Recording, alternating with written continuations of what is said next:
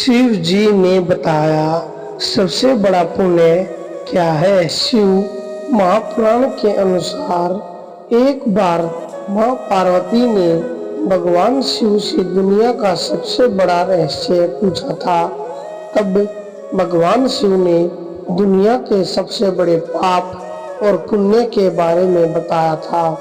तो चलिए जानते हैं कि आखिर भगवान शिव ने मां पार्वती को क्या क्या।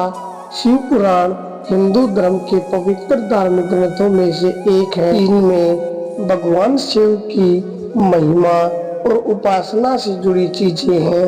हिंदू धर्म में तमाम वेद पुराण है और इनमें से एक है शिव महापुराण का बहुत ज्यादा महत्व है। इस महान ग्रंथ में कई ऐसी बातें लिखी है जिसे पढ़कर समझ आएगा कि सृष्टि की शुरुआत कैसे हुई और पाप कर्म पुण्य जैसी बातें कहां से आई। बता दें कि शिव महापुराण में दुनिया के सबसे बड़े पाप और पुण्य का जिक्र भी हुआ है। शिव महापुराण के अनुसार सती के रूप में मां पार्वती का जन्म हुआ था। इनके जन्म के समय ही नारद मुनि ने तुरंत कहा था कि चाहे कुछ भी हो जाए उनका विवाह भगवान शिव के साथ ही होना है।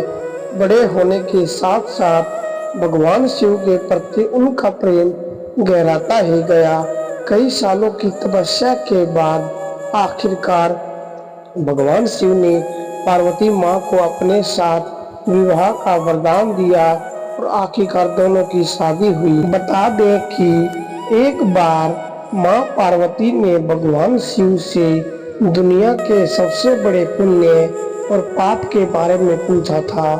तब शिव जी ने सिर्फ एक बात कही थी, नास्ति सत्यात् प्रो नरकात् पातक परम।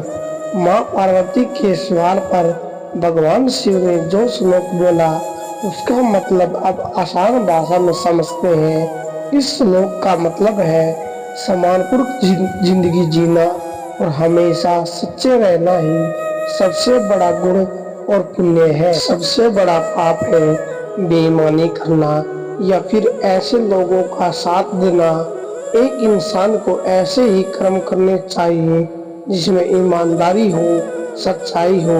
इसके अलावा भगवान शिव ने माँ पार्वती को यह भी कहा कि किसी को कभी भी ऐसे काम में शामिल नहीं होना चाहिए जहाँ पर लोगों के मन में विचारों में गंदगी हो और पाप हो। भगवान शिव ने यह भी कहा कि कोई भी व्यक्ति जो भी भोग रहा है वह उसके ही कर्मों का फल होता है।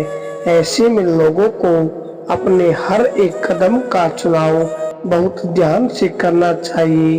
भगवान शिव ने यह भी कहा कि हर एक समस्या का कारण हमेशा से मोह ही है।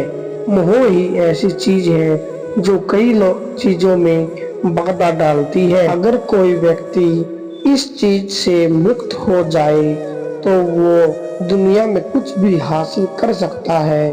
भगवान शिव ने यह भी कहा कि किसी तरह का लोभ भी व्यक्ति के दुखों का कारण है। लोगों को कर्म और शरीर बंधन के चक्कर से मुक्ति पाने के लिए अपना सारा समय तपस्या और ध्यान में लगाना चाहिए।